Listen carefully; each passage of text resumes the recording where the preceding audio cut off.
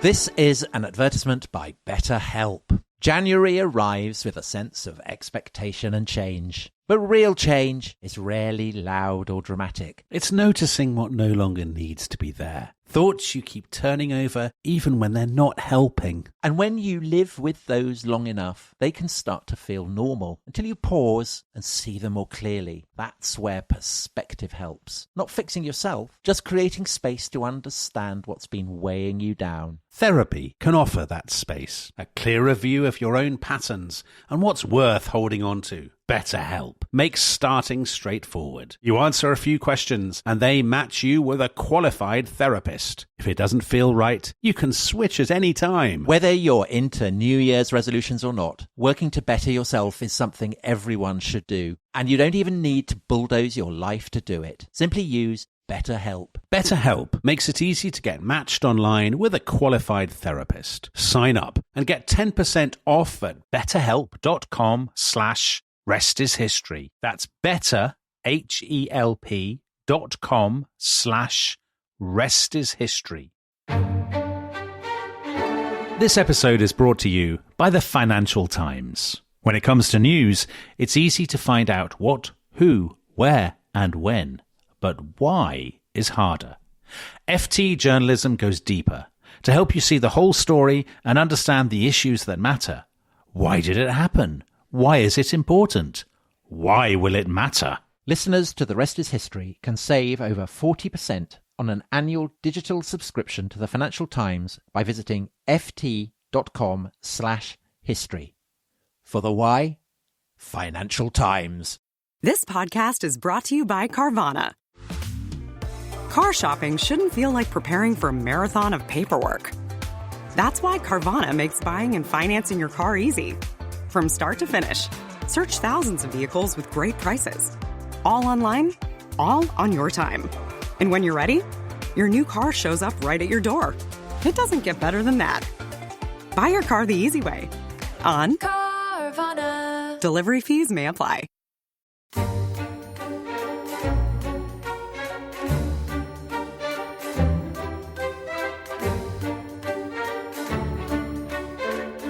Oil is above all a great temptation. It is the temptation of ease, wealth, strength, fortune, power. It is filthy, foul-smelling liquid that squirts obligingly up into the air and falls back to earth as a rustling shower of money. To discover and possess the source of oil, it feels as if, after wandering long underground, you have suddenly stumbled upon royal treasure. Not only do you become rich, but you're also visited by the mystical conviction that some higher power has looked upon you with the eye of grace and magnanimously elevated you above all others, electing you its favourite.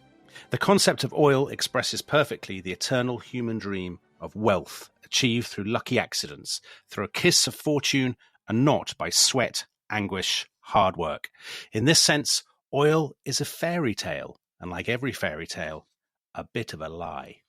So Tom Holland, that was Ryszard Kapuscinski, the great Polish travel writer, in his brilliant book Shah of Shahs about Mohammad Reza Pahlavi, the last Shah of Iran, who was, of course, well, he had a pretty catastrophic encounter with oil because it was the oil boom of the 1970s that basically brought him down.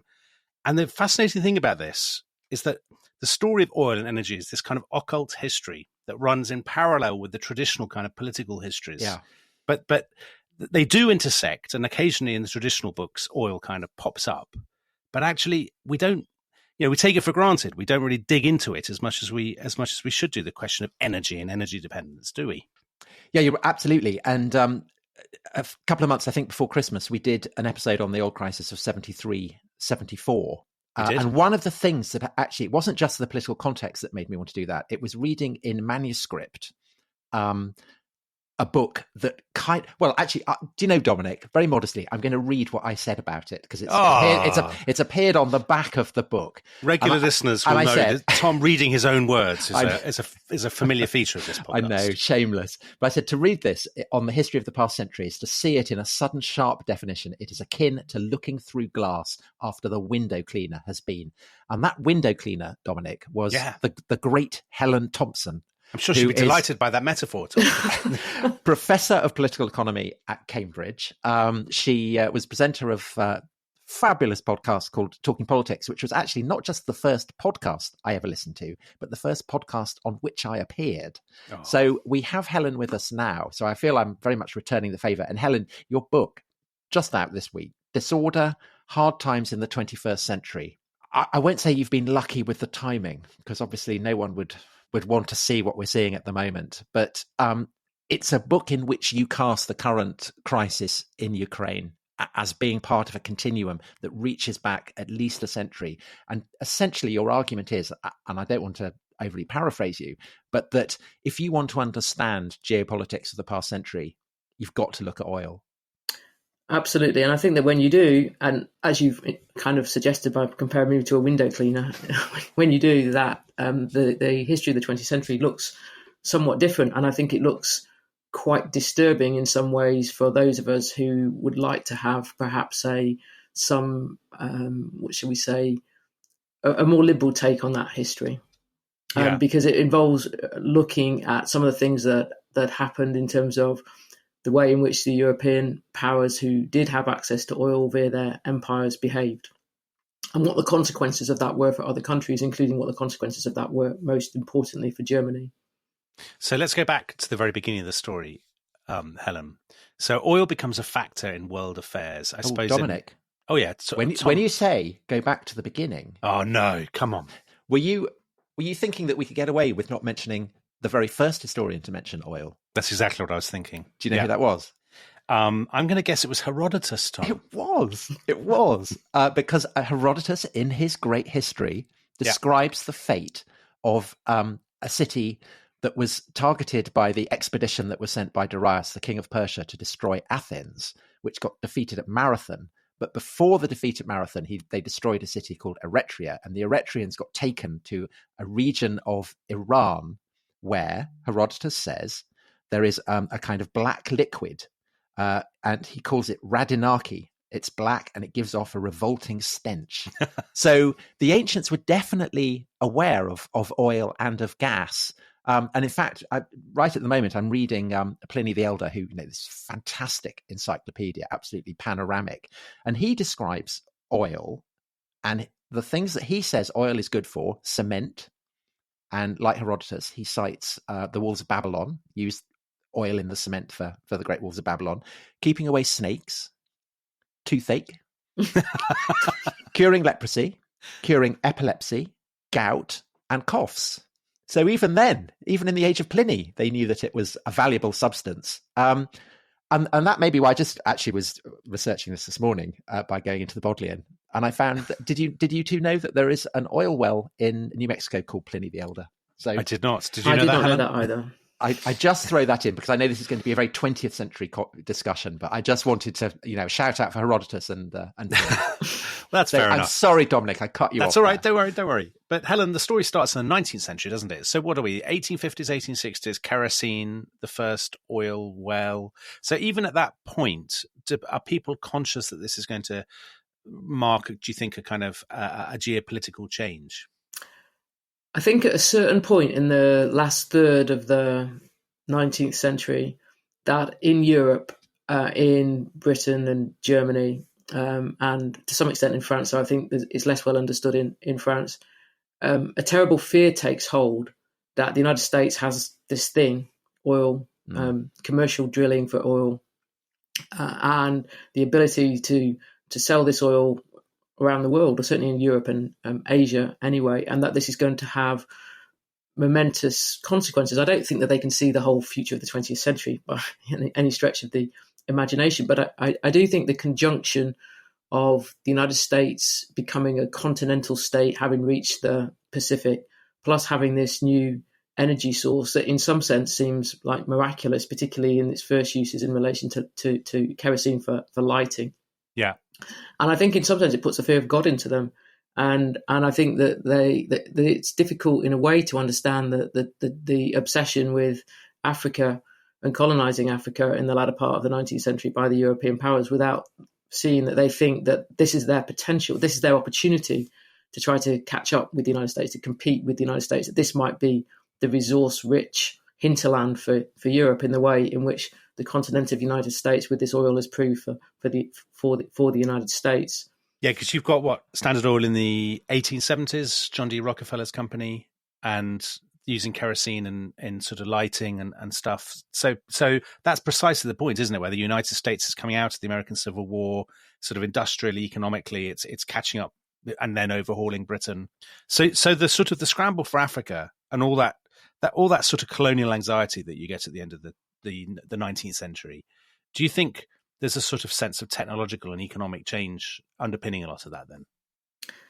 At least I think it's a sense of technological and economic fear. And I think that in some sense, it simply is perhaps even actually more understood on the straightforward resource question rather than necessarily a technology question at that point. I think when it becomes a technology question is really when the United States goes down the road, thanks to Henry Ford, of mass car production. And Helen, does mass car production happen because America has the oil? I mean, is it as kind of basic as that? That's a more complicated question because actually Henry Ford's Model T cars, they don't necessarily have to run on oil. It's a choice. He creates them in he constructs them in ways where they could they basically could run on alcohol fuel. So in a sense, it's a kind of Darwinian test for in which oil proves itself.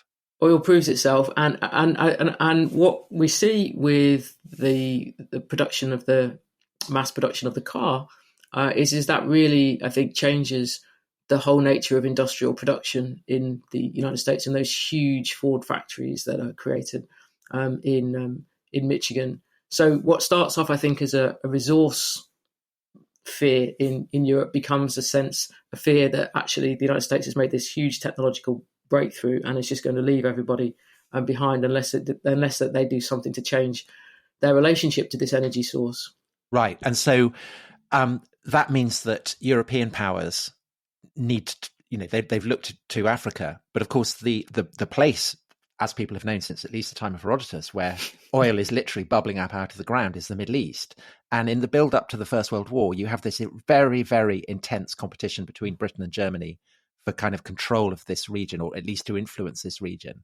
And I guess that you could say that as much as anything is a portent of what is going to happen for the century and more that's going to follow. Very much so. I mean, they first start looking for oil in Persia in, I think it's 1901, and the first. And is that the British who were doing that? Yeah, first significant discovery is in 1908, and obviously Britain is in a much stronger position in Persia than Germany is. And there's a considerable hope by this point there's going to be oil in Mesopotamia too, because of it being in Persia. And I think that what you can then see through the immediate years leading up to the First World War is that the British and the Germans competing to see who can have the foothold that is going to control those resources, foothold in the Middle East to control those resources in the future. Britain's obviously in a stronger position, but the Kaiser goes a long way in developing a relationship with the Ottoman Empire that goes back really to the 1890s. And he physically goes there, doesn't he? I mean, he goes on kind of trips around the Ottoman provinces. There's a whole Berlin-Baghdad railway saga. Absolutely, yeah. And I mean, because they want the building the railway, in part because they want and Deutsche Bank, the big German bank, is an important part of that story. And they have a concession to look for oil by the side of the railway, essentially. And that is why the Kaiser's keen on also bringing the Ottomans into the First World War. That's a central relationship for the Kaiser's idea of Germany's future is that the Ottoman Empire is the route to Germany having an energy resource empire. Just on this question of the build up to the First World War, I mean, one thing that I hadn't really, the sort of in the public imagination, certainly in Britain, when we think of oil, we think of America and we think of the Middle East. But actually, we don't think about the place that was America's great rival as an oil producer before the First War, which is Russia, which obviously, I mean, Russia and energy could hardly be more timely. So am I right in thinking that at the very beginning of the 20th century, so literally as we enter the 20th century, Russia is actually the world's biggest oil producer because of its ownership of what's now Azerbaijan, Baku? Yeah, this oil in Baku is very important. It's going to play a crucial role in the story of the first half of the 20th century. And we can actually, there was, just to go back to the point that Tom might like, is there was knowledge there was oil in Baku and some uses being made of it back to the 9th century. But serious drilling then taking place in the latter third of the 19th century. And crucially, once the Russians get hold of Batumi from the Ottomans, then they have a way of getting that oil from Baku out into the Black Sea and into the Mediterranean, and that is crucial for their ability to sell oil in the Asian market. So what you see is in the early part of the 20th century, the very first few years, is a really clear competition between the Russian companies and Standard Oil, the big American company, as to who can sell oil most effectively, successfully, both in Europe and in Asia. And for a while, the Russian companies are at an advantage, and partly they're at an advantage, obviously, because of the geographical position of Russia in relation to these markets compared to the United States. But the political situation in Russia deteriorates very considerably, particularly in the context of Russia's defeat in the war with Japan in 1905, and in sort of this great labour struggle that goes on in Baku, which Stalin was himself involved in as a trade union organizer. Essentially, a lot of the oil wells in Baku get burned, and so in that period, then between 1905 and 1914, then Russian oil production falls off somewhat. But already, so at the beginning of the 20th century, you'd look at geopolitics and you'd say, the European powers remain what they've been for at least a century, perhaps 2 centuries, the great controllers of Eurasia. They are the dominant powers in Eurasia. But already you can see the lineaments evolving where actually the European powers are going to be squeezed by America and by Russia. And I hadn't realized until I read your book just how fundamental the fact that those two powers have oil actually was. And Dominic said that in a way, it's a kind of a cult history, that once you realize the role that oil is playing, you start to see all kinds of events and perhaps particularly conflicts in a new manner. So the First World War, could you describe the First War? I mean, would it be feasible to describe the First World War as a war over oil? Would that be going too far? I wouldn't certainly. I certainly don't think you can give an account of the reasons why the First World War breaks out when it does in the summer of 1914 after the crisis generated by Franz Ferdinand's assassination in Sarajevo, which makes oil fundamental to the motives of the players. I think that is I don't really buy that. I think what is important to understand about the First World War is that we in this country, and I certainly, until I really started thinking about oil, in fact, I would say until I actually started writing the first geopolitical chapter of Disorder, kind of, I think, are accustomed in Britain and perhaps in France, to some extent maybe in Germany too, to thinking about the First World War through the Western Front, and not to think about it in terms of the war in the East. And I think that once the war has begun, both in the case of Britain and Germany, there is a strong sense of that the stakes are the future of the Ottoman Empire and the future of the territory that the Ottoman Empire controls. And they both make moves in the very early weeks of the war in that context. And the great irony of the First World War in this respect, in its geopolitics, is on the one hand, it renders Britain and France as the two victorious European powers completely financially beholden to the United States, and significantly reduces their freedom of maneuver. On the other hand, is they get something pretty significant out of the First World War, which is a position in the Middle East, particularly in Britain's case, much stronger than had been its position in the Middle East before the First World War had begun, and the Americans are shut out of it. Because they hadn't declared war on the Ottomans, had they? Yeah, Americans have supplied 80% of the oil that the Allies have used during the course of the war. By 1919, the United States is having to import oil.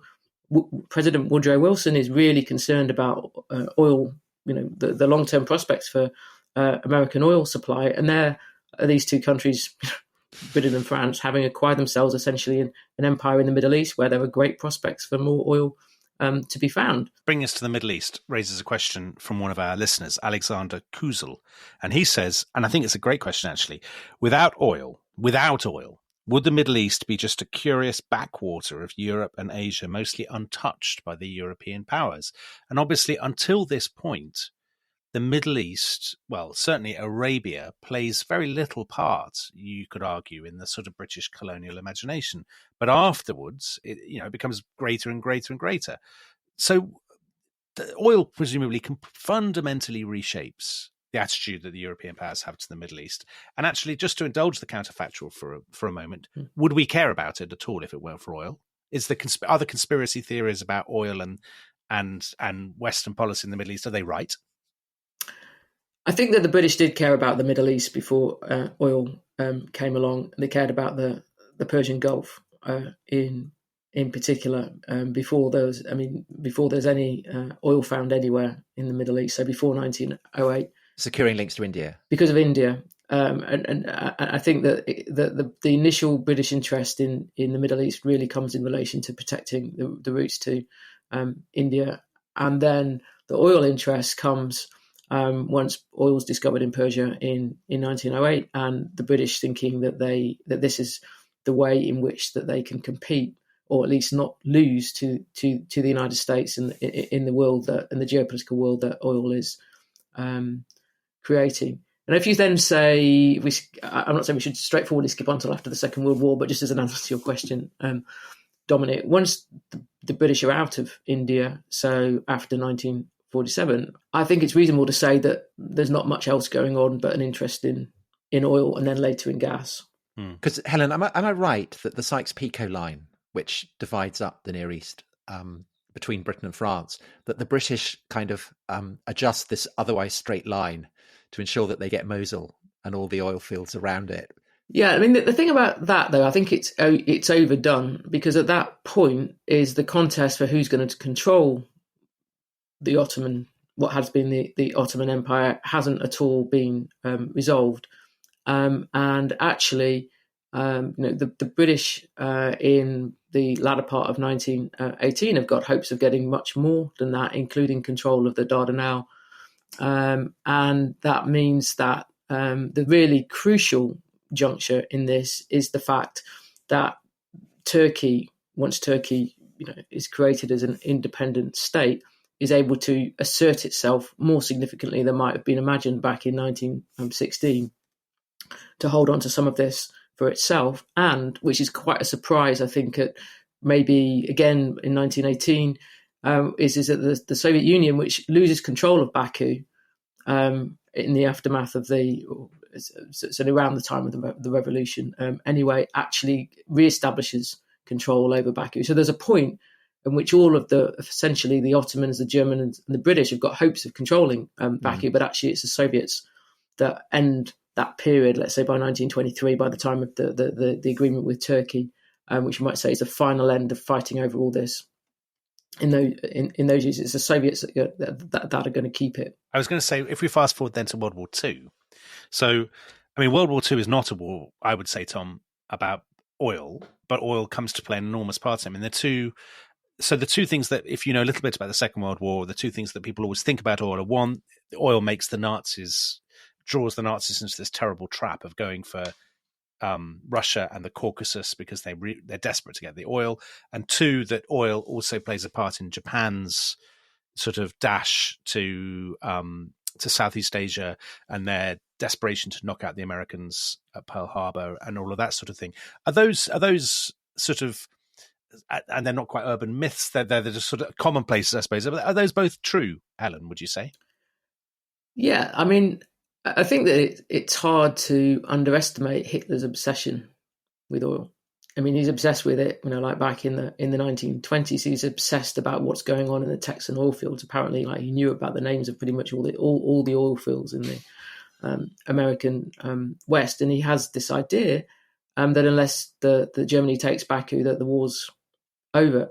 And in some sense, he's not wrong. Well, Helen, I mean, you amazing comment that oil weakness was a near sufficient motive for the invasion. But at the same time, as Dominic says, it's a terrible trap because it's necessary and it's entirely destructive because of what it actually means in fighting a war with the Soviet Union to do that. So it is that story in a way that Dominic's telling at the beginning of, like, oil, it's this huge temptation, and if it's successful, then in one sense it brings rewards beyond people's imagination. On the other hand, it can bring it brings terrible destruction when the pursuit of it goes wrong. Is it the case that oil amplifies the effectiveness of what is, since the time of the Napoleonic Wars, has been British strategy, which is to use naval power essentially to throttle continental rivals? Yeah, I mean, this question about the naval security or using navies for energy security purposes is obviously like part of the story, and part of what is going to go on in this post-Second World War world is the question of who is going to provide, of the Western countries, who is going to provide that naval security for initially West European oil imports out of the Middle East, and then what are going to become American oil imports out of the Middle East in the 1970s. And the reason why the British Empire, from this point of view, is still necessary in the post-war world is precisely because the answer that not only the British want, but the Americans actually, in some sense, demand, is that Britain is going to be the naval power in the Middle East that is going to do this work. The Americans don't want to use their naval supremacy for this purpose in the immediate years after the war. In fact, you could argue that they don't really want to use it until the 1990s, once we get to the first Gulf War. I mean, I thought that was really striking. And again, I hadn't properly appreciated the paradoxical quality of the Suez Crisis, which is, of course, famous as an example of America using its financial muscle essentially to kind of cripple British imperial efforts, while simultaneously wanting Britain to continue as a kind of guarantor of oil supplies in the Middle East. I think we should take a break at this point, and perhaps we could look at this kind of what's obviously an absolutely key development in post-war history after the break. This episode is brought to you by Rocket Money. Tom, we often talk about how to organise our finances. I'm very conscious that I'm paying for a lot of mad subscriptions. And there's one thing that we've talked about often on this show. It's the thing that we probably hate more than any other, and it's a hidden fee. I would love to get my finances under control. There are all these things piling up on our bank statements, and I think I need to fix this problem. I need to sort this out and to stop this. I mean, my finances are so chaotic that I need this app. So I'll tell you what it is. It's called Rocket Money. It's a personal finance app that helps find and cancel your unwanted subscriptions. It monitors your spending, and it helps to lower your bills so that you can grow your savings. With Rocket Money, you can track all of your subscriptions, and you can easily cancel within the app with just a few taps, saving you time, avoiding charges. And you can also set budgets and goals and get personalized insights and regular reports to track how you're doing. They will even send you real-time alerts for large transactions, upcoming bills, refunds, and even low balances. So let Rocket Money help you reach your financial goals faster. Join at rocketmoney.com/ishistory. That's rocketmoney.com/ishistory. rocketmoney.com/ishistory. This episode is brought to you by the Financial Times. I think we both agree, Dominic, that in the clamour of countless voices competing to break the news and telling you the what, the who, and the where on these stories, there's often something missing, isn't there? There is, Tom, because I think to get a true understanding of any story, you really need to know why. Take FT journalism. It goes deeper, providing the insight, analysis, and perspective to help you see the whole story and truly understand the issues that matter. Why did it happen? Why is it important? And why will it matter? I've got a brilliant example. So they had an article recently, a fascinating article about why populism became popular. And this Financial Times article absolutely delved into that. It was so interesting. And does it nail it? Yeah, it nailed it. Absolutely nailed it. And it really made me look at populism in a new light. Well, if you're interested in the why, we have good news. Yes. Listeners to The Rest is History can save more than 40% on an annual digital subscription to the Financial Times by visiting ft.com/history. For the why, Financial Times.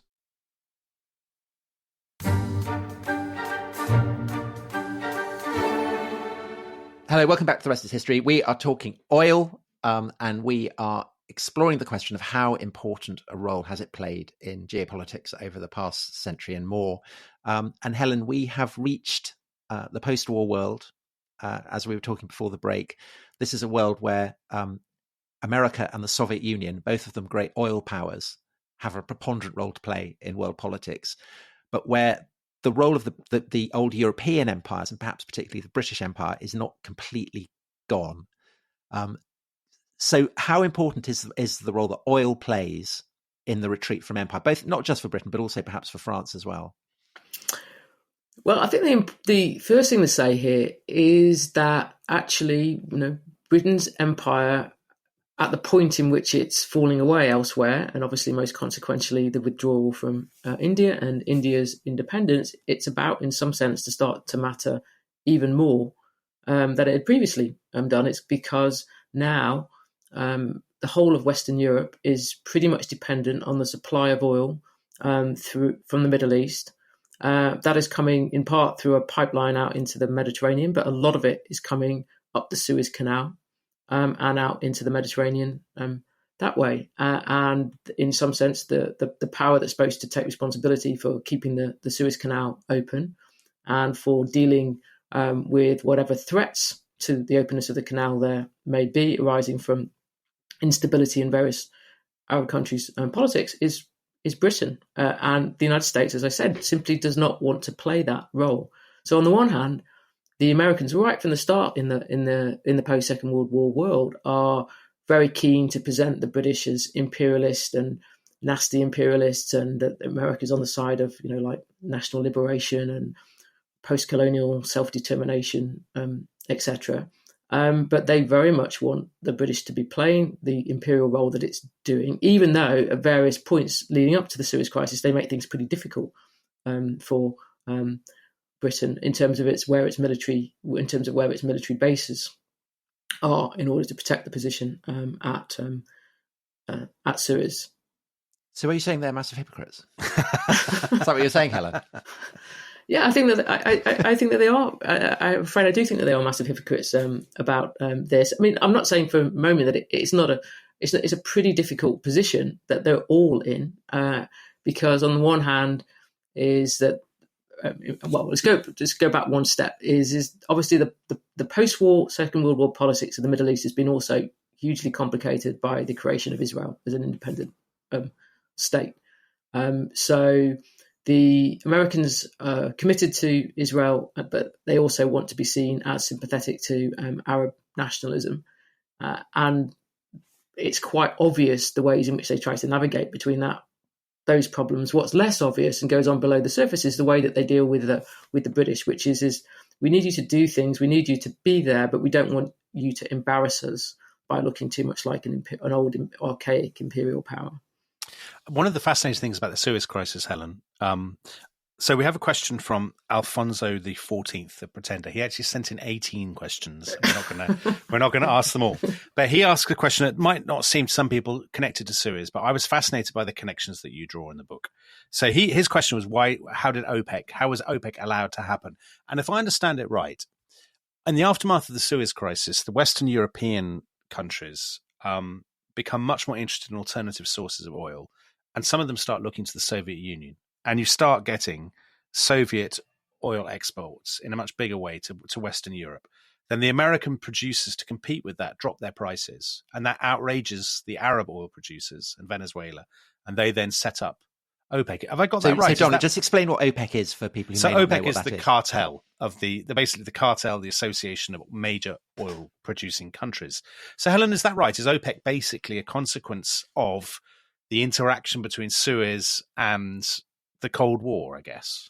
In the short term, I think, yeah, it very much is so. It's because the what will become the OPEC members, those oil producing countries, are so aghast when the oil majors cut prices to European markets because they've now got to compete with Soviet oil, that those oil-producing countries say, well, we don't like the way that this works. We want more say in prices.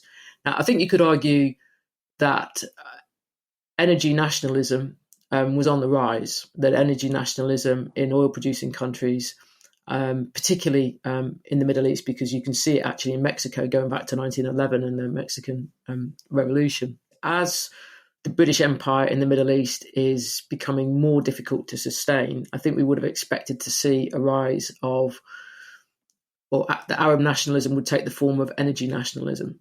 On the other hand, if we say, well, how in practice did OPEC come about?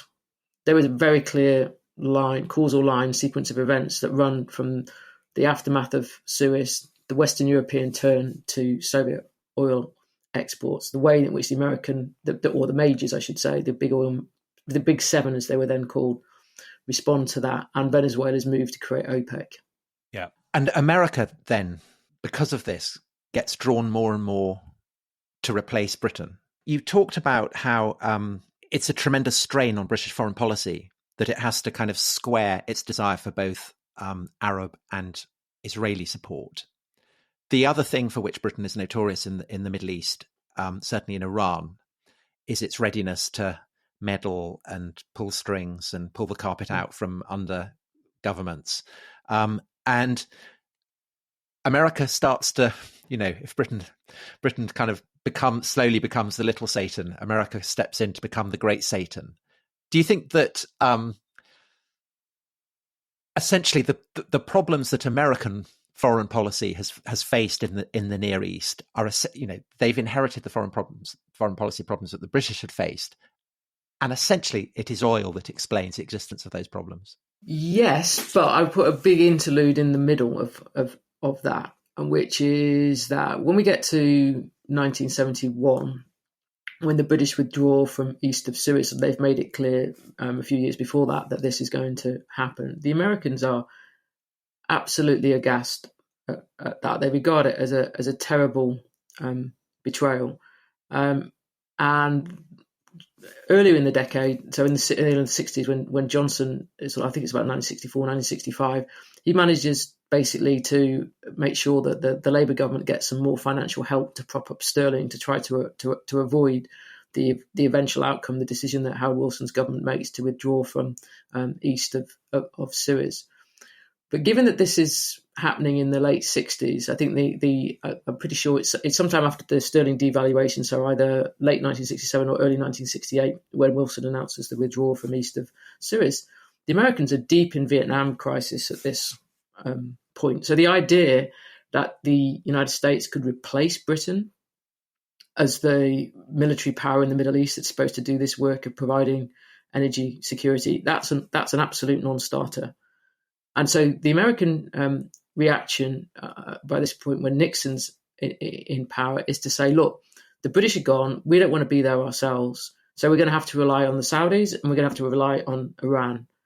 Well, that's kind of problematic on any number of levels, even at the beginning, not least because of the rivalry between Saudi Arabia and Iran. And obviously, the Shah thinks he can get all kinds of things for obliging the Americans in this respect. And the 70s, I think, then, in this sense, where the Middle East is concerned, can just be seen as a mess from the American point of view, because neither the Saudis or Iran, even before we get to the Iranian Revolution, can do what they needed to do from the American point of view. And then when the Iranian Revolution happens, things go, just total disaster from the American position, because now they're not only left with the Saudis, but they've actually got sanctions on Iran, so they're actually losing Iranian oil off the market. Then the Iran-Iraq war starts, which significantly reduces Iraqi oil production as well. And although Jimmy Carter comes up with this thing that gets called the Carter Doctrine, which is the United States is going to basically intervene if there's any external threat to American security interests, which mean energy security interests in the Middle East, it's not really very effective until we get to the first Gulf War. So actually, I would say that the story of the 70s and the 80s is when the British have gone, the Americans can't go there themselves. The proxies that they rely on are unreliable, including, it must be said, really using Iraq as a proxy in the 1980s during the course of the Iraq-Iran war. And it's only when the Soviet Union's been taken out of the picture, effectively, by the dissolution of the Soviet empire in Eastern Europe in 1989, coming before the dissolution of the Soviet Union with the Gulf War, like in the middle, that an American president is willing to commit American military power to the problem. Before we get on to the two Iraq wars, because I think they're really important in the story, and listeners will be keen to hear about them. Just a quick note on the Soviet Union. So we did a series of podcasts about the dissolution of the Soviet Union and the rise of Putin in Russia. And quite a lot of listeners were interested because we talked about oil and oil prices as a factor in the Soviet in the story of the Soviet kind of implosion in the 80s. So Helen, do you think? Well, here's another question from Alfonso XIV, the Pretender. He's on fire, isn't he? Yeah. Well, I mean, there's 16 more questions to go. So keep us going. So he says, is the Soviet Union the greatest victim of the oil resource curse? And I mentioned Kapuscinski's, lines at the beginning of the podcast. So the Soviet Union basks under Brezhnev in this kind of complacency because oil prices are very high in the 70s. And then in the 80s, obviously, oil prices collapse. And that's their economy that's so dependent upon oil and gas then basically implodes. Gorbachev tries his reform program and it all goes wrong. Do you think that oil is the key factor in the collapse of this sort of Soviet experiment? I think that this is a quite hard question to answer. I mean, I would fall back again on saying that if we look at the sequence of events as they happened, it's pretty important because it basically wrecks the finances of the Soviet state. And they're very quickly out of Afghanistan after the oil price crash. Because they're struggling financially, they need loans from like Western governments, Western banks, in order to be able to pay for their food import bill. So it brings a systemic crisis to the fore and basically means that Gorbachev has very few options. You could argue that perhaps if he hadn't also been trying to pursue the economic reforms he had at the same time, it would have been easier, but still it was, I think, a massive blow. And I think it's also true that if you look at the expansion of Soviet military power in the 70s and the ways, in particularly their involvement in some African countries, that actually, and Afghanistan for that matter, that the conditions in which the Soviets engaged in military overstretch also had an oil underpinning from the oil boom of the 70s and the fact that the Soviet Union at that point was the world's largest oil producer. Indeed, it was still the world's largest oil producer when the oil price crash happened in 1986. So I'm certainly prepared to say that I think that the Soviet Union would have lasted longer and that its crisis wouldn't have been so sudden. I think that's the thing that really distinguishes the way that it happened in practice from the way that it possibly could have happened without the oil price crash. And I think the fact that it did happen in the way in which it did so suddenly, both in Eastern Europe and then in 1991 with the dissolution of the Soviet Union, that was pretty consequential. Because it meant that this huge geopolitical change in Europe and indeed in Asia and Central Asia in particular happened, almost like with scarcely any consequence in some sense. Not scarcely any consequence for the people who were being liberated from Soviet rule, but I just mean in terms of the fact that it happened without violence. And I think that anything that had been a more protracted crisis of the Soviet Union would not have played out in that way. Although, of course, there's an argument that the violence was merely postponed. That's what I'm saying. I think that there is. I mean, when we get on to the future, I think in that sense, is the extraordinarily peacefulness of 89 and 91. In some sense, we're now living with the consequences of history having caught up with that. As usual, our attempts to sum up an enormously lengthy and complex topic in a single episode has failed. So I think what we're going to have to do is we'll have to come back tomorrow for another episode with Helen, if that's okay with Helen.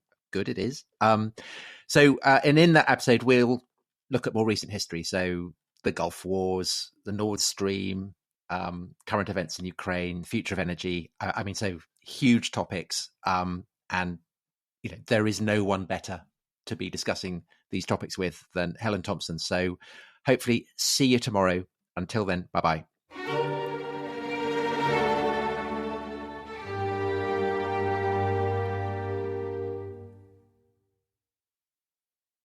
Thanks for listening to The Rest is History. For bonus episodes, early access, ad-free listening, and access to our chat community, please sign up at restishistorypod.com. That's restishistorypod.com.